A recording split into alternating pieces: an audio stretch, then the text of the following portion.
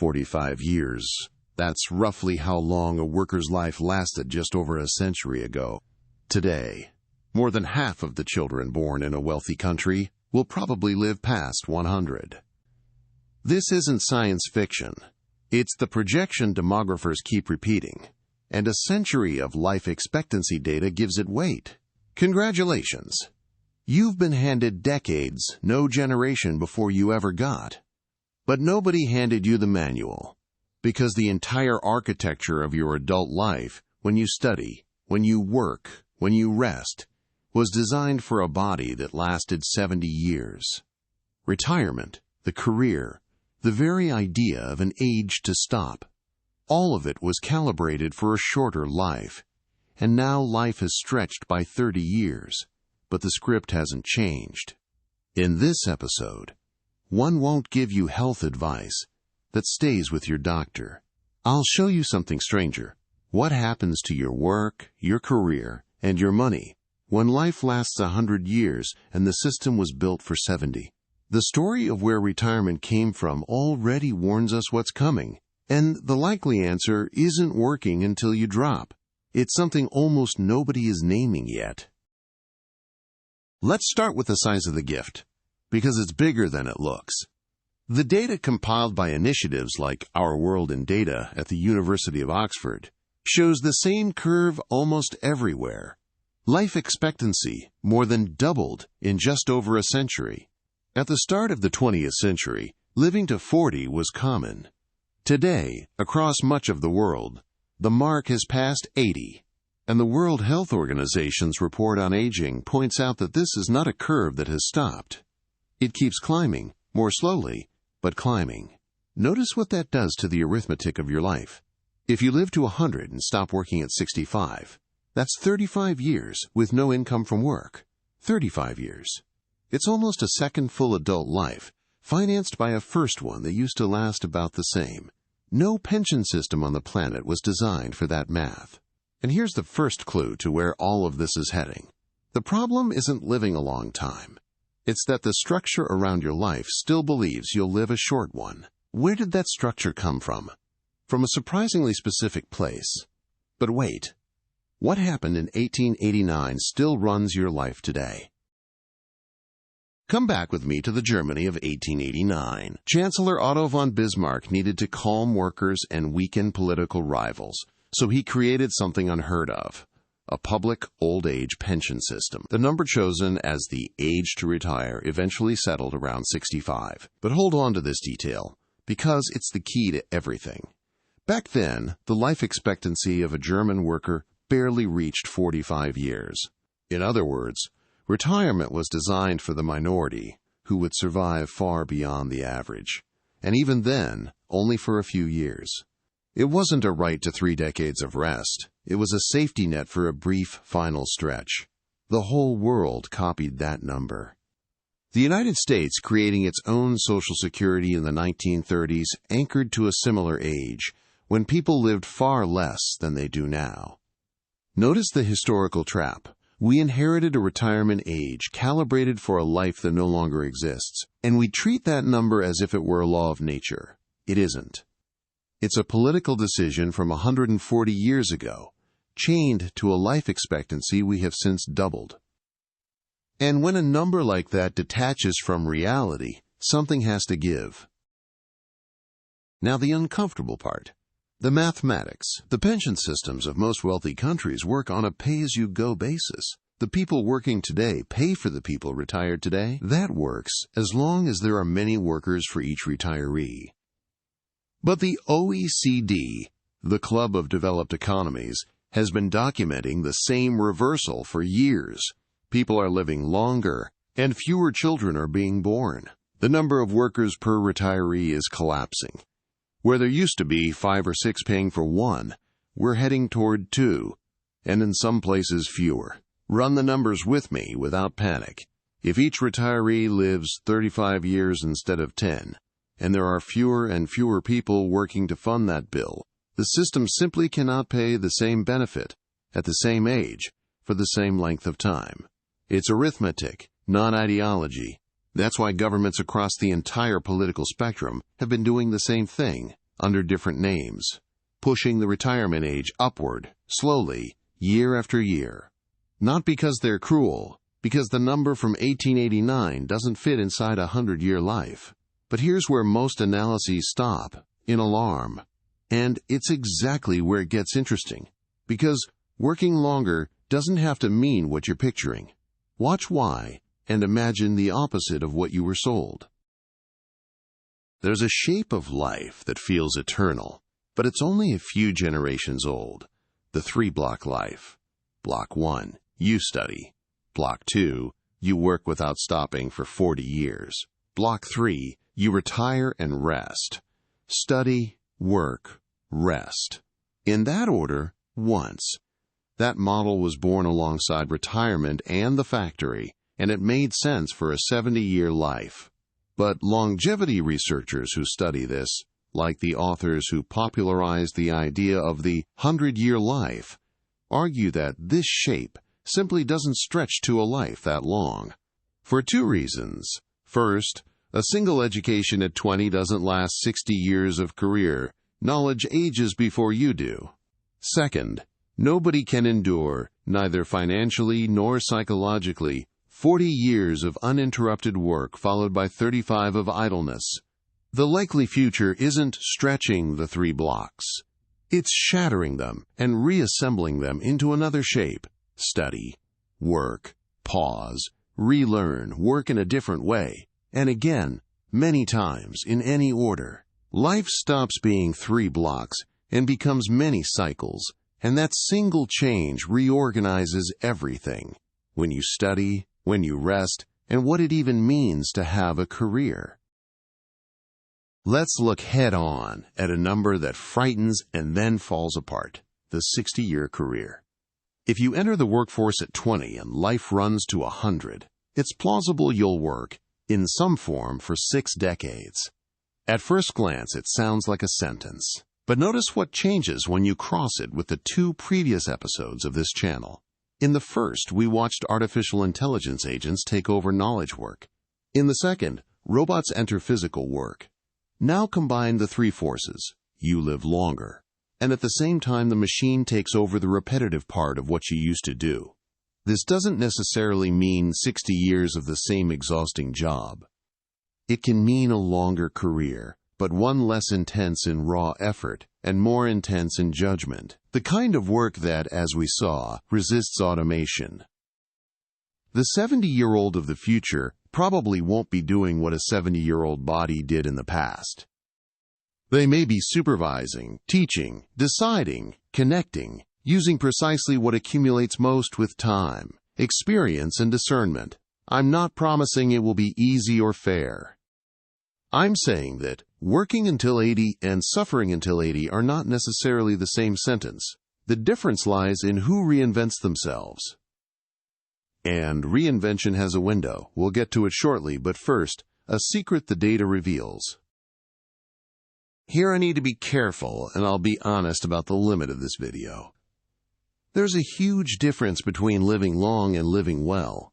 Scientists call it healthy life expectancy, the years you live with autonomy and energy. And here the golden rule applies. I will not give you any health recipe, supplement, or treatment to live longer. That's a conversation for you to have with medical professionals, anchored in serious science, like that of the National Institute on Aging. What belongs to this channel is the social projection. In a 100-year life, health stops being only a personal matter and becomes a central economic variable. Why? Because the difference between a population that reaches 90 active and one that reaches 70 dependent is the difference between a system that works and one that breaks.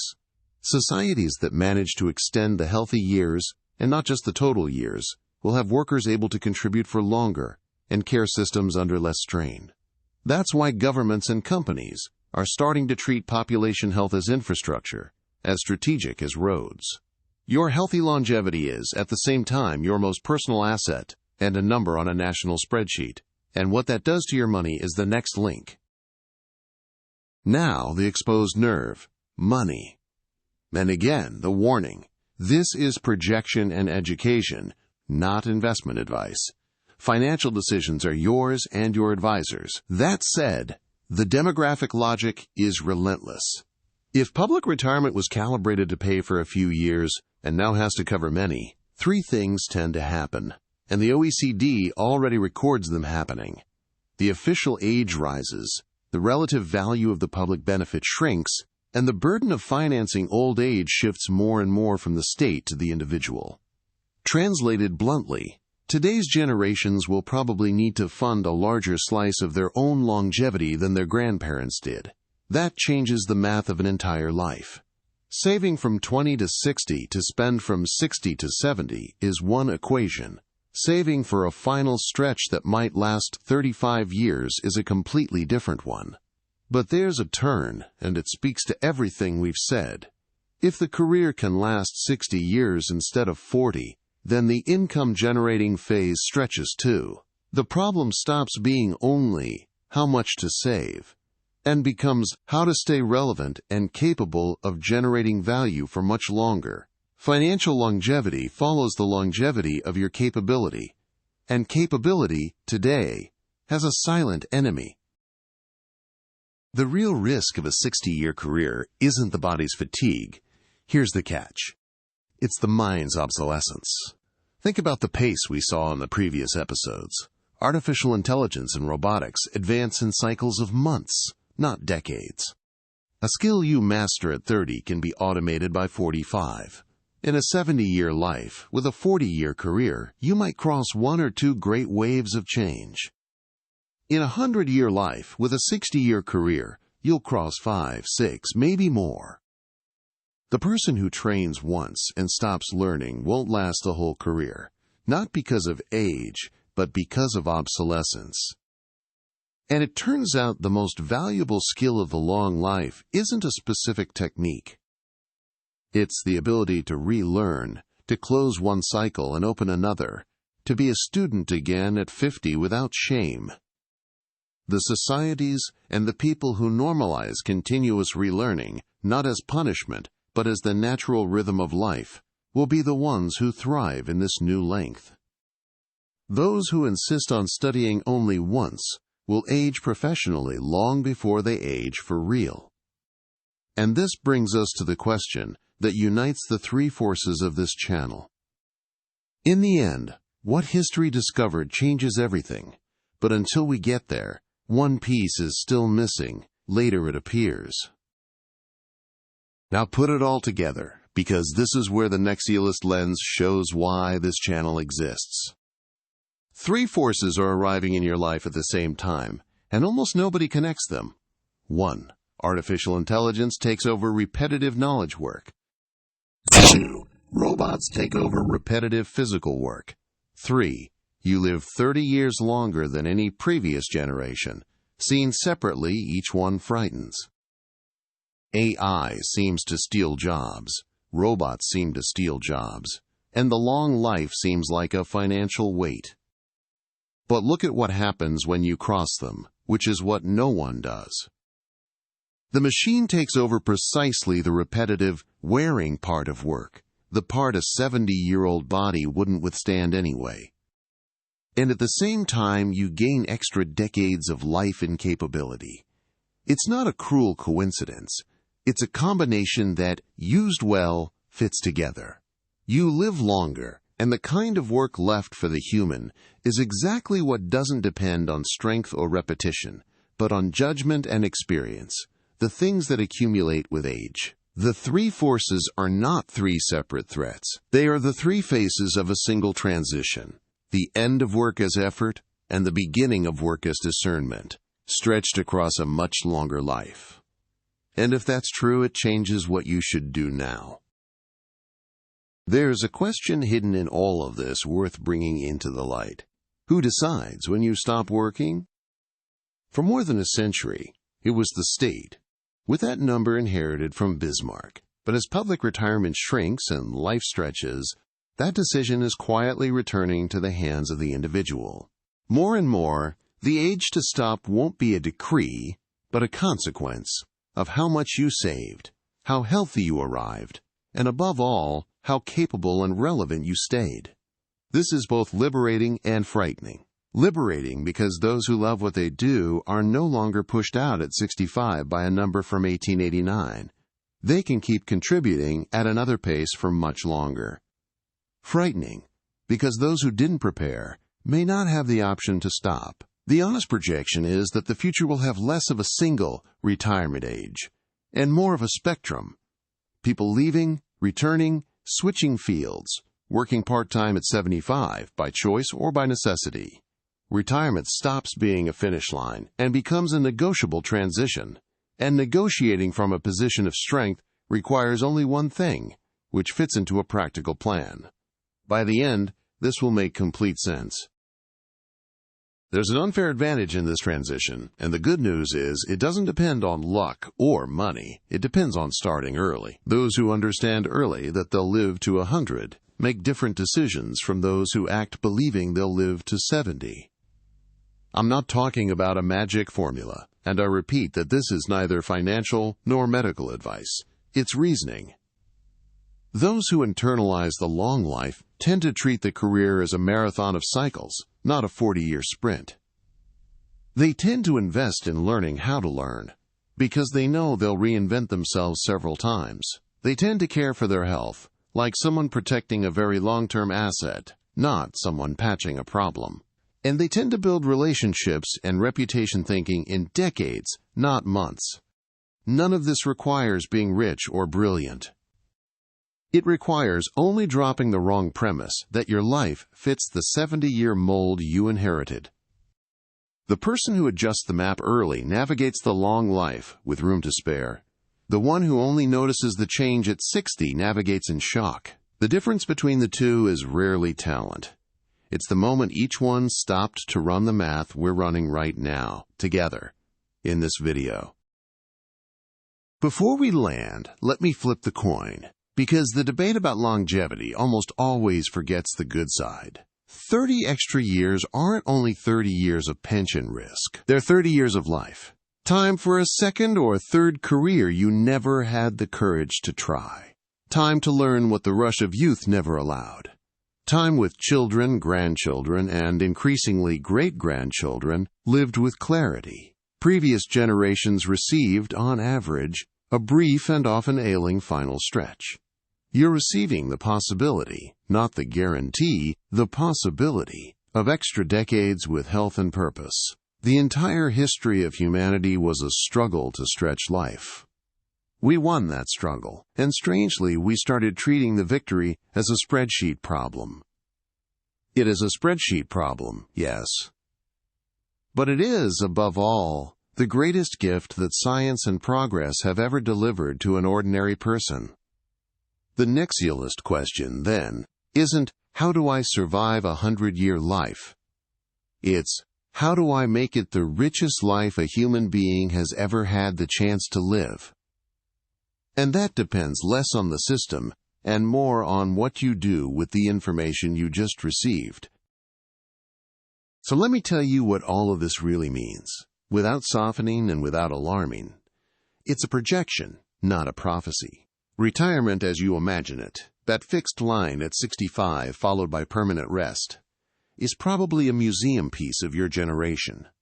Not because someone will abolish it out of malice, but because it was built for a life we no longer live. In its place, the most likely scenario is a life that is longer, more cyclical, and more yours. Several careers instead of one, several educations instead of one, and an exit from work that is gradual and negotiated, not a cliff on a birthday. Those who reach this transition believing the old mold still holds will be caught off guard by the math that doesn't add up. Those who arrive having understood the 100-year life will hold in their hands the rarest thing there is, time to spare to make of their own life something no previous generation had the breath to attempt. The three forces, artificial intelligence, robotics, and longevity, are not arriving to shorten your useful life. They're arriving, if you read them right, to redefine what useful life even means. And nobody will hand you that reading ready-made. That's why this channel exists. Let's land, because projection without action is just anxiety with a pretty chart. And I'll stress it one last time. Nothing here is medical or financial advice. It's a map for you to think with, not a recipe to follow. If the 100-year life is even roughly right, 3 moves make sense starting today. First, stop planning your life in 3 blocks. Think in cycles. Assume you'll study again, change course, and reinvent yourself more than once. And that's normal, not failure. Second, treat relearning as a habit, not an emergency. The skill that protects a 60-year career isn't what you know today. It's the speed at which you learn what you don't yet know. Third, care for your health and your capability like someone protecting the longest asset of your life, talking to people who understand it. Because in a long life, capability is freedom. Your extra decades can be a weight or the greatest gift you've ever received. The difference isn't in the number of years. It's in when you decide to look at it head on. You just looked. Now it's on you. Here on Nexila's Future, we don't recap the news. We project what it means for your life. If this map served you, subscribe and hit the bell. This episode closes a trio: the artificial intelligence agents, the robots, and now the 100-year life. In the next one, I bring the 3 forces together into a single question. What if work, as an obligation, simply ends? If you haven't seen the episodes on AI and on robots yet, they're the other 2 pieces of this puzzle. Until then.